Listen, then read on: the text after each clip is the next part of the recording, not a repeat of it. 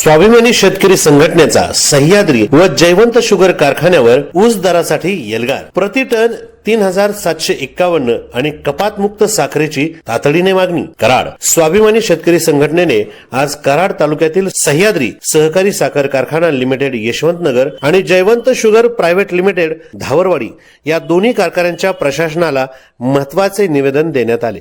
संघटनेचे संस्थापक अध्यक्ष माजी खासदार श्री राजू शेट्टी यांनी जयसिंगपूर येथील ऊस परिषदेत मागणी केलेल्या 3751 प्रति टन ऊस दराची तात्काळ घोषणा करण्याची मागणी या निवेदनाद्वारे करण्यात आली। या निवेदनात दोन्ही कारखान्यांनी रुपये 3751 प्रति टन ऊस दर तात्काळ जाहीर करावा व ऊस नियंत्रण आदेश 1966 नुसार शेतकऱ्याला किमान FRP मिळणे हा वैज्ञानिक हक्क आहे। दर जाहीर न करता गाळप सुरू करणे म्हणजे साखर आयुक्तांच्या मार्गदर्शक तत्वांचे उल्लंघन करणे असल्याचे संघटनेने स्पष्ट केले आहे।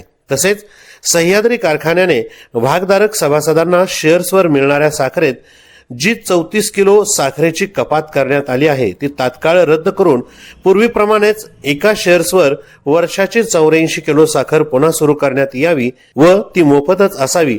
हा साखर कपातीचा निर्णय वार्षिक सर्वसाधारण सभेत कोणताही विषय न मांडता सभासदांना विश्वासात न घेतला गेला असून तो सहकारी कायद्याचे स्पष्ट उल्लंघन करणारा तसेच सभासदांची सरळ फसवणूक करणारा आहे।